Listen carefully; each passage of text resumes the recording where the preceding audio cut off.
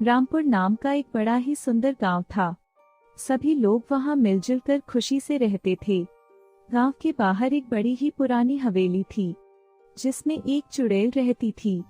चुड़ैल के डर से उस हवेली के पास कोई नहीं जाता था और वह चुड़ैल हमेशा गांव में जाती रहती थी।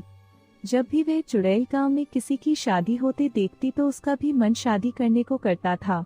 एक दिन उसने फैसला लिया कि वह भी शादी करेगी, तो उसने एक सुंदर लड़की का रूप लेके अपना नाम शीला रखकर उस गांव में रहने लगी। एक दिन उसकी मुलाकात एक रवि नाम के लड़के से हुई। रवि एक सीधा साधा और शरीफ लड़का था और रवि भी शीला को पसंद करने लगा था और उनकी बात शादी तक पहुंच गई और उन दोनों की शादी हुई।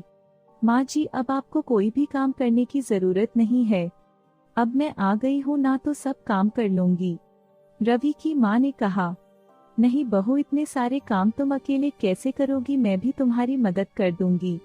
पर शीला कहाँ मानने वाली थी। वह सुबह सुबह ही सबके उठने से पहले सारे काम कर देती। रवि की माँ को उस पर शक हुआ, यह अकेले इतनी जल्दी सारे काम कैसे कर लेती है। एक दिन उसने रात को जाकर उसको छुपकर देखने का फैसला लिया। जब रात को उसने शीला को काम करते हुए देखा तो उसके होश ही उड़ गए। शीला अपने असली रूप में थी। इतना कुछ देखने के बाद रवि की माँ अपने कमरे में चली गई। उसको यह सब देखने के बाद रात भर नींद नहीं आई। सुबह होते ही वह तांत्रिक के पास पहुंच गई। बाबा, अब आप ही हमें इस मुसीबत से बचा सकते हैं।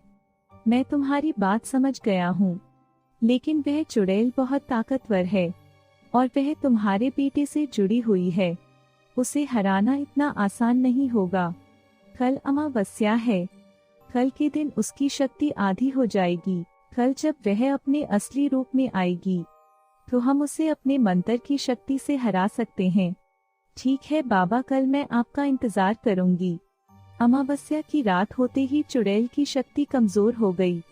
उसी का फायदा उठाकर तांत्रिक ने उसे अपने बस में कर लिया और वह चिल्लाने लगी, छोड़ दे मुझे, यहाँ मैं रहना चाहती हूँ, छोड़ दे मुझे। तू एक चुड़ैल है, तू आज नहीं तो कल इन्हें नुकसान पहुँच जाएगी। तू इंसानों के साथ नहीं रह सकती, तुझे यहाँ से जाना ही होगा। चिल्लाने की आवाज सुनकर काफी लोग वहाँ जमा हो गए। चुड़ैल का ऐसा रूप देखकर रवि और बाकी सभी लोग डरकर कांपने लगे। रवि ने तभी तांत्रिक से कहा, रुको, यह मेरी शीला है, तुम जो भी कर रहे हो इसे रोक दो। रवि ने शीला से कहा, देखो शीला, तुम एक चुड़ैल हो, मैं एक इंसान हूँ, हम एक साथ नहीं रह सकते, इसलिए तुम्हें यहाँ से जाना ही होगा।